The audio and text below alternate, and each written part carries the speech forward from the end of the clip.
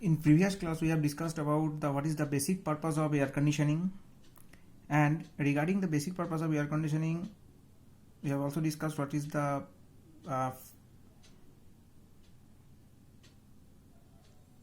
working substance that is called refrigerant, and for using the working substance that is refrigerant, air conditioner which things to be done, that is the atmospheric air or the moist air.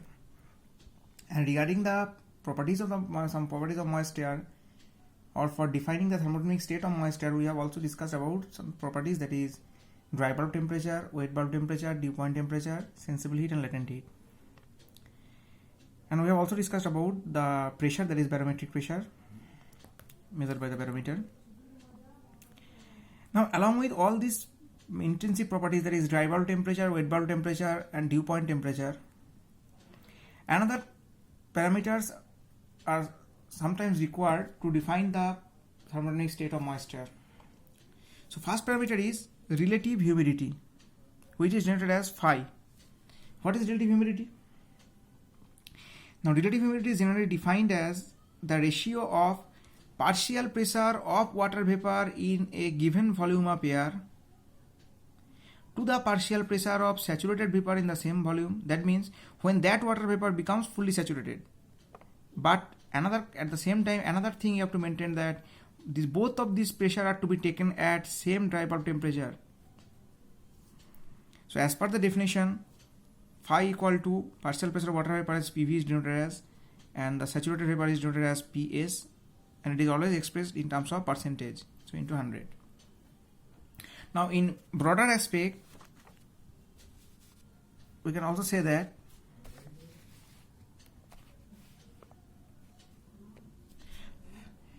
here in this figure we have considered one insulated chamber within which some amount of water is present.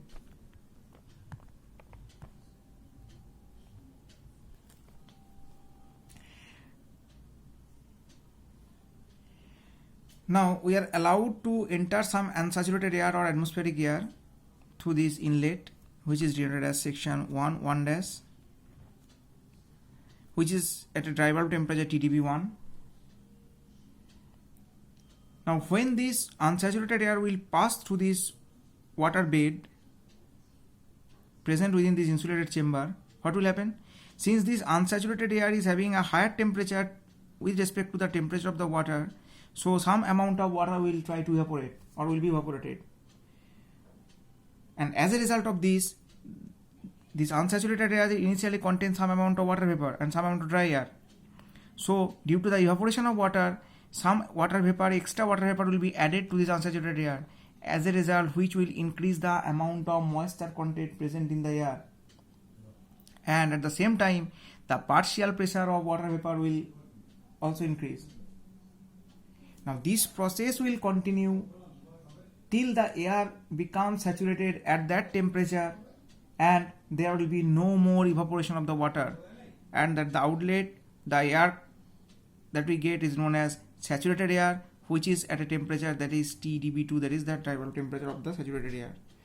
So when the air becomes fully saturated, we can easily say that from this definition, there is relative humidity, that is PV by PS. So for saturated air, this PV will be tends to PS, and we can say that phi is equal to 100%. So for saturated air, we can write PV tends to PS and phi equal to 100%. Now, if we consider water vapor present in the air as an ideal gas, then as per the equation of ideal gas, PV equal to MRT, PV partial pressure of water vapor into total volume equal to mass of the water vapor into characteristic gas constant into temperature. Similarly for saturated vapor, similar equation can be written. Now as per the definition of relative humidity, phi equal to PV by PS. So from this term, the volume is constant, because in this definition we have written that phi is defined as the partial pressure of water vapor in a given volume of air to the partial pressure of saturated vapor in the same volume. That means when that water vapor becomes saturated at same dry bulb temperature. So the volume remains constant, that is why these two volume term will be cancelled. Temperature constant, these two will be cancelled. Both are the since both are the partial pressure of water vapor, one is unsaturated and another one is saturated, so R will be cancelled. So phi equal to PV by PS can also be written as MV by MS. And if we divide this MV and MS by molecular weight, then we can find out it is equal to XV by XS, where X is denoted as mole fraction. So XV is the mole fraction of water vapor in moist air, and XS is the mole fraction of saturated vapor in the same air at same dry bulb temperature. Okay. So this is one property. Second one is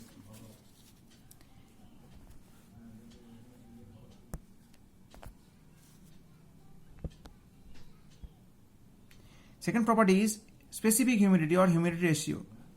What is specific humidity? It is generally denoted as W.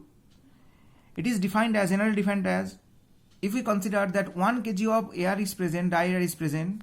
So in a water vapor mixture, or if we consider that some water vapor mixture is present which is having a volume V.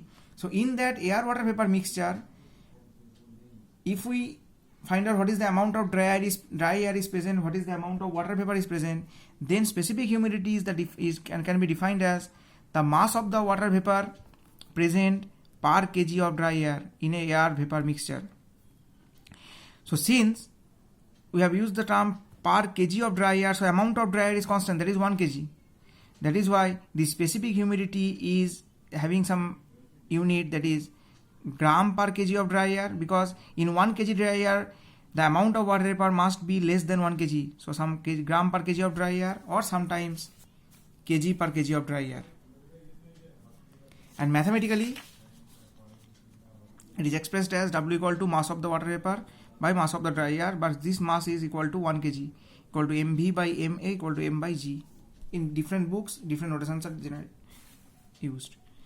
Just like the previous thing, if we consider air and water vapor both as ideal gas, so as per the equation of ideal gas, we can write this mass of the water vapor by mass of the dry air as PV by RT equal to PV by PA, that is partial pressure of water vapor, by dry air into gas constant of air by gas constant of water vapor.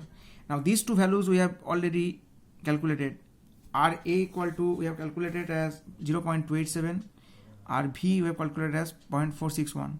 So by mathematical calculation, the final expression will be W equal to 0.622 PV by PA, where we have considered that temperature of air water vapor is equal to dry bulb temperature and total volume is constant.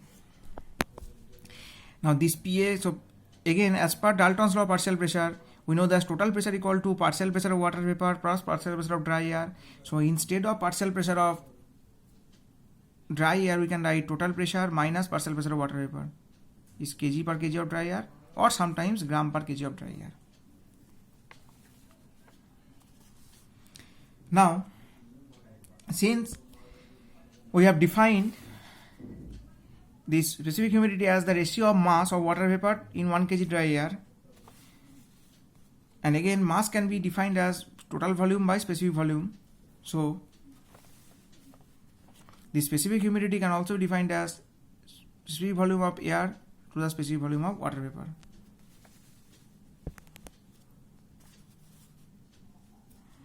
Now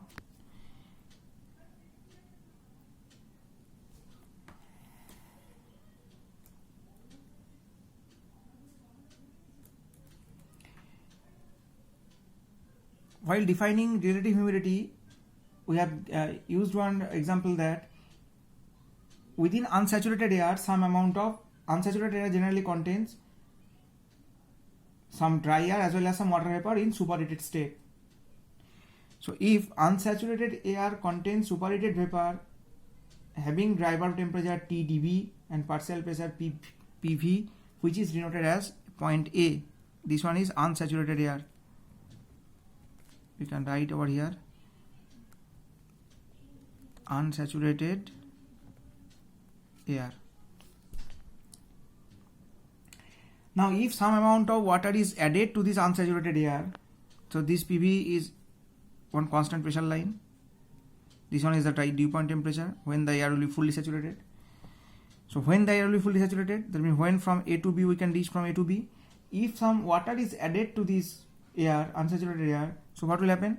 This water will evaporate because the water is having a low temperature than the unsaturated air. So the moisture content present in the air will increase. As a result, the partial pressure of water vapor present in the air will also increase. And this process will continue until and unless the water vapor present in the air, the unsaturated air, becomes saturated at this temperature, or denoted by this point C. So at this situation, we can say that PV will tends to PS, partial pressure of water vapor tends to partial pressure saturated vapor, and this partial pressure is the maximum. We can say that this is the maximum partial pressure corresponding to the temperature, that is TDB, or dry bulb temperature, this one, and the air is said to be fully saturated. And for this saturated air, specific humidity W can be denoted as W max equal to Ws is S means saturated 0.622. PV will be replaced by PS divided by total pressure minus saturation pressure. So the previous expression was 622 PV by PT minus PV. The new expression is PV will tends to PS, but PV will be equal to PS by PT minus PS. And this point B denotes that constant pressure cooling of that water, that unsaturated air from A to B. This AB line denotes constant pressure cooling.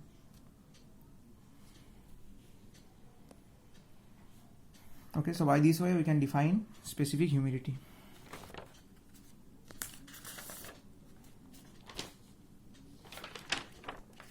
So next property is degree of saturation, which is denoted as mu.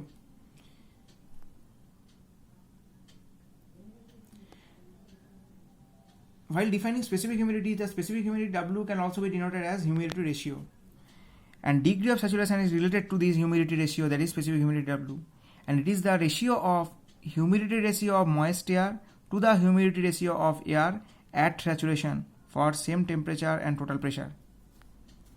So what is this? That means while defining specific humidity or humidity ratio, we have used that the humidity ratio of specific humidity W is the mass of the water vapor in 1 kg of dry air. But when that water vapor becomes saturated, that humidity is known as saturation specific humidity, WS. Now mu is the ratio of actual specific humidity to the saturation specific humidity. Here it is written that mu equal to mass of the water vapor associated with unit mass of dry air to the mass of the water vapor associated with unit mass of dry saturated air. Here it is used dry air and here dry saturated air. So mathematically,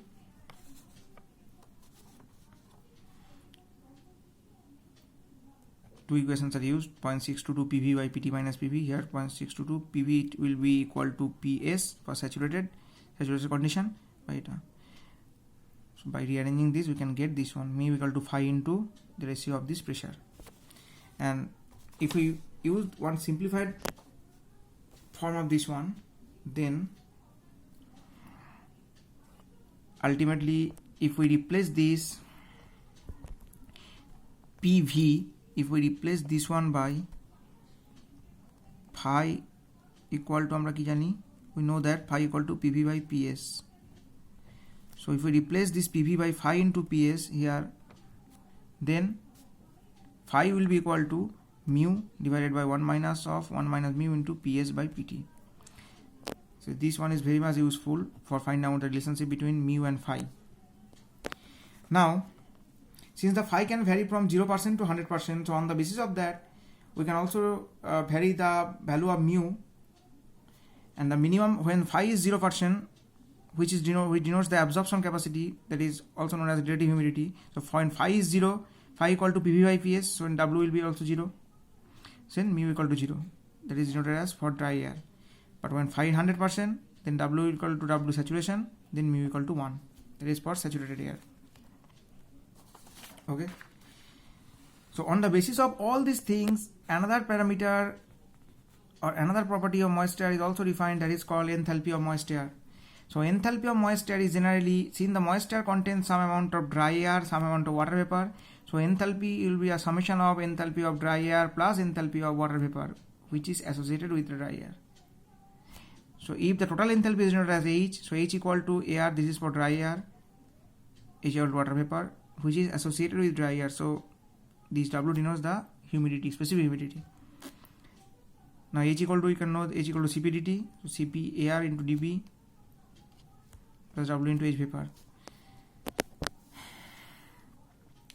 Now H vapor is denoted as Hv, which is equal to enthalpy vapor equal to enthalpy of saturated vapor plus specific heat into T dry bulb minus T dew point. This is known as degree of saturation.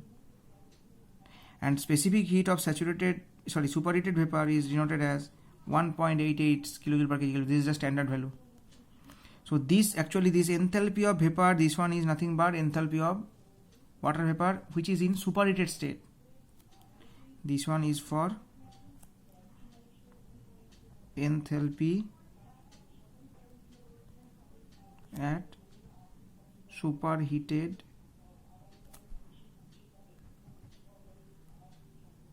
state. Okay.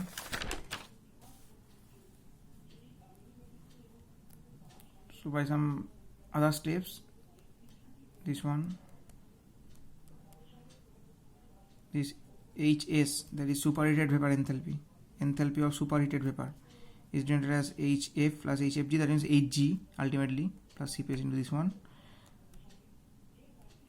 Now H equal to Cp dt, so HF means enthalpy of fluid equal to Cp of fluid and Cp of water 4.186 Cpw into TdP plus this one at dew point temperature, dP means dew point, into this one. Now specific heat of air is 1.005, so I've written over here plus all these terms. So by taking some or by using some simplification methods, the final expression coming, that is this one plus this one plus this one, so 1.005 into TdB plus HFG plus 2.306. This one is the difference between Cp of W and specific heat of superheated vapor 1.88. Now this 1.005, that is specific heat of dry air plus 1.88 into W. This one is denoted as, this is the specific heat of dry air, this is the specific heat of superheated vapor plus into W, that is called humid specific heat, because this one denotes the specific heat of moist air, that is humid specific heat. And at low temperature W is very small and the value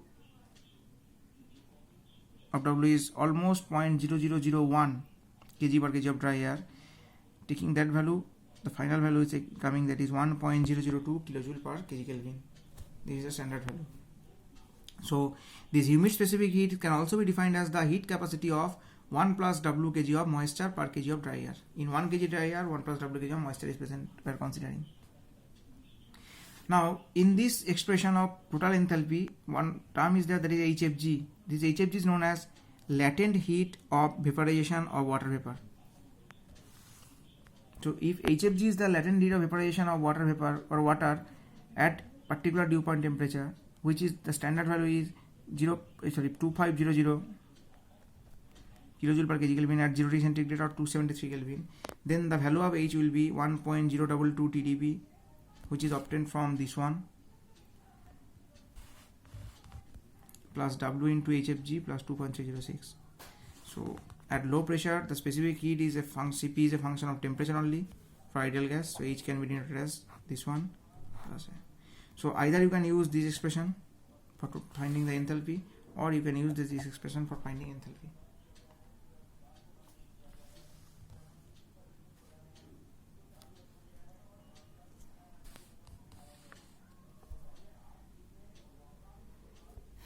Okay.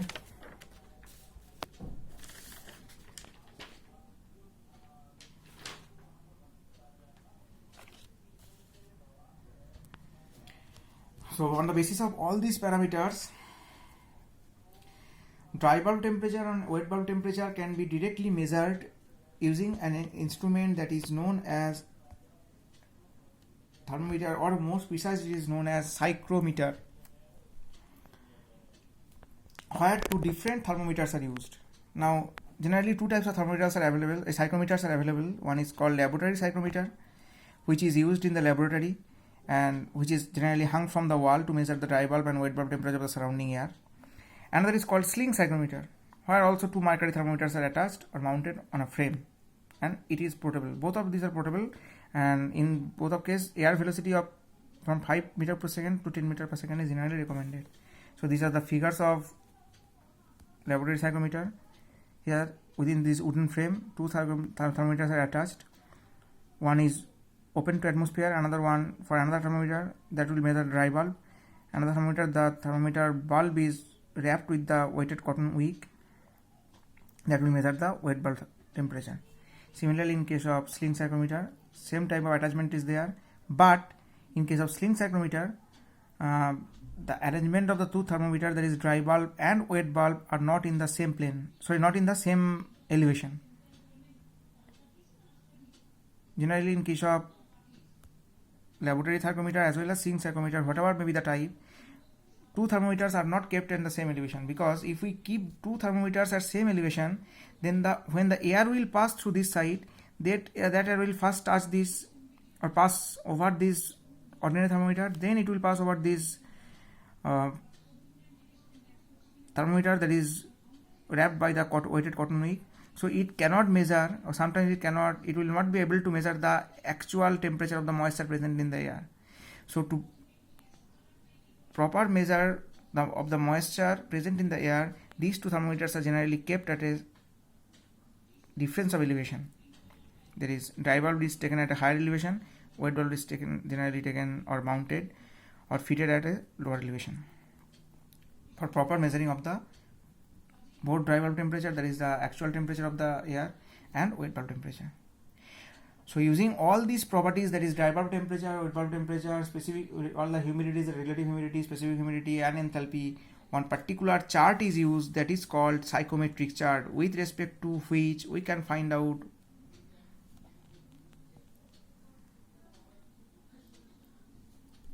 what is the actual condition of air, moist air, and if we go for treating of that air, that is if we either go for heating or cooling or humidification or dehumidification, that is adding some moisture content or removing some moisture content, what will be the particular state of the air. So this chart denote this is the psychometric chart. Along x-axis dry bulb temperature is present, along y-axis two temperature scale are there, two scales are there, not temperature scale. One is dew point temperature scale, that is drawn in the inside portion by blue lines. Another one is specific humidity scale in the outside. This is the specific humidity scale, black line. Now relative humidity lines are curved. In this direction relative humidity increases, and here this is the 100% saturation